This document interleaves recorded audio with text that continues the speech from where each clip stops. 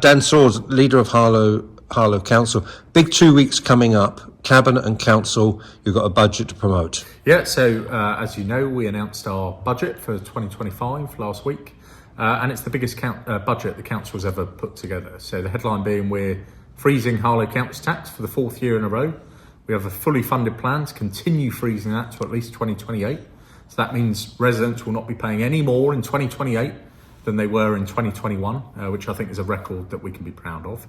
But most importantly, it increases investment in our overall budget by 41%. So that means in 2025, Harlow Council will invest £244 million into the things that residents care most about. That's up from 171 million the year before. It's a massive increase. We're able to do that because of the decisions we've taken, because the council is becoming more efficient, and that allows us to fully fund every pledge we have made.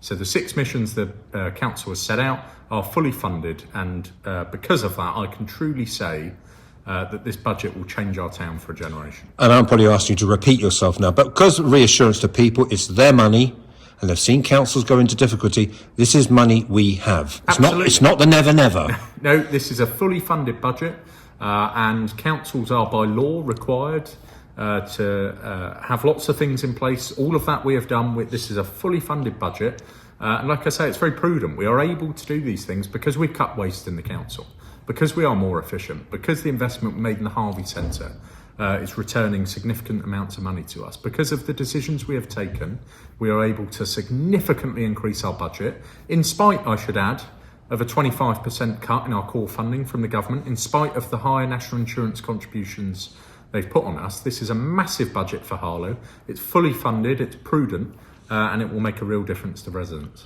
Okay. I can ask you the things you can't talk about, which is a bit of a, things like Strawberry Star area, Terminus House, even Marks and Spencer's. Are these things ever going to happen, or are we going to be here in a year's time, 2 years' time? All of the pledges we've made, so rebuilding the town centre, demolishing Terminus House, bringing M&S to Harlow, we are going to deliver. Full stop. Each and every one, and I know your readers are very keen on some things like when M&S is coming. I'm absolutely confident all of the pledges we have made, we are going to deliver on. So whether it's continue freezing council tax, our record is clear. We've frozen it for 4 years. We're going to continue to freeze it until 2028. Whether it's to secure massive investment from the government, we've done that. The town centre is now being rebuilt. Step by step, each and every pledge we've made, we are delivering. And the pledges you referenced, whether it be Strawberry Star, Terminus House, M&S, anything in between, we are delivering one by one. And the council building around, there's lots of places still just stuff up. Pitfield, Elm Hatch. I know we return to these subjects, but is there a timeline here in 2025? Indeed, yeah. So all of those sites the contracts are getting on site with that. There were some issues in certain sites where contractors we previously appointed went bust, but residents should have great confidence in that all of those sites are now being developed through what's called the Harlow Regeneration Partnership, which they can see at Staple Ties, making great progress. So all of those sites will be underway over the next few weeks. And that constitutes the biggest council house building programme the council has had ever. The council is building more council homes this year than it has in the last 30 years combined. Again, our budget fully funds that, and residents will see those things delivered. Another hat you have on, and you've got a meeting in this building, I believe, in a few hours' time, at Harlow and Gilson Garden Town. People just see the chaos on the roads. In the bus group, said buses, we can't get around here.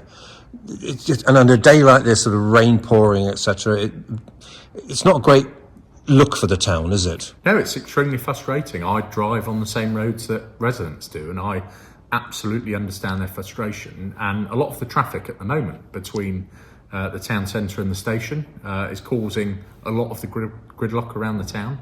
That is work we need to do to massively upgrade our infrastructure to stop this traffic.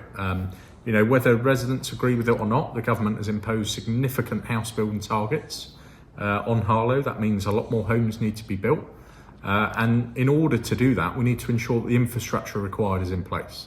So a few weeks ago, the planning permission was granted for the Gilston development, which is in East Herts. As part of that, we secured £1.3 billion to upgrade our infrastructure. Schools, dentists, hospital, doctor surgeries, roads, all of those things we need to do. And the frustration at the moment is Regeneration in Harlow was promised for decades. It never happened. It is now happening. And sadly, those works do mean disruption. But the end result will be massively better than where things are now.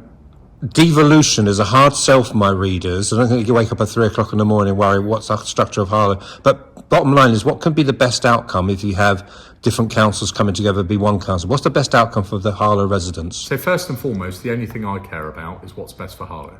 What is going to deliver our regeneration plans? What is going to improve the future of the town?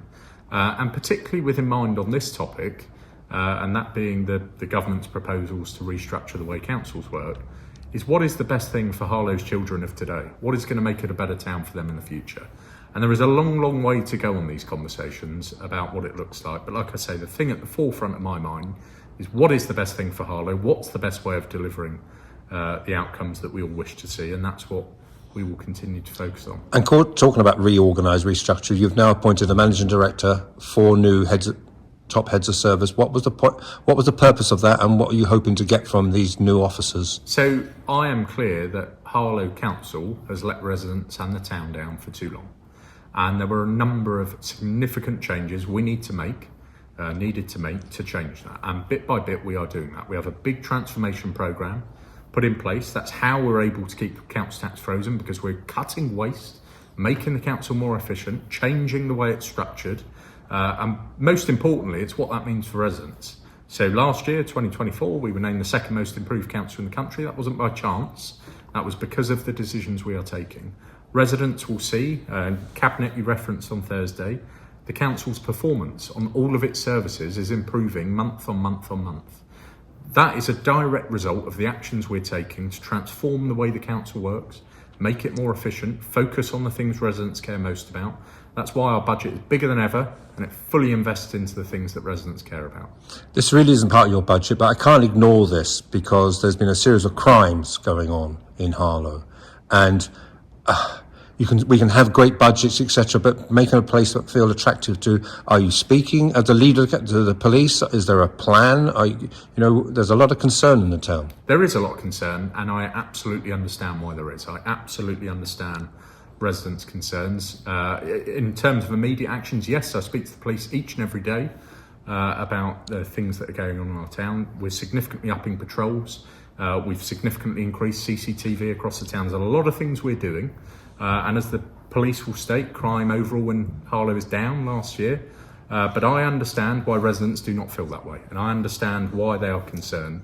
We will leave no stone unturned, working with the police to turn that trend around and to ensure that residents do feel safe on our streets. So finally, going back to the budget, you've got Cabinet this week, Council the week after, and you've got to sell it to the councillors, or you feel, and convince your own colleagues as well, haven't you? This is not Dan Sword's Harlow Council, it's a collegiate, and are all your councillors on board with this? Absolutely. This is a massive budget, like I say, and I truly believe, whether it's Harlow Labour or my own party, all councillors should sign up to this. This budget fully funds the things people care about.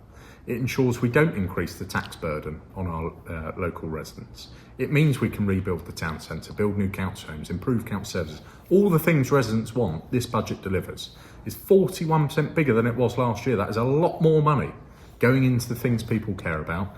And I sincerely hope that what you see in 2 weeks' time is a unanimous support for such proposals.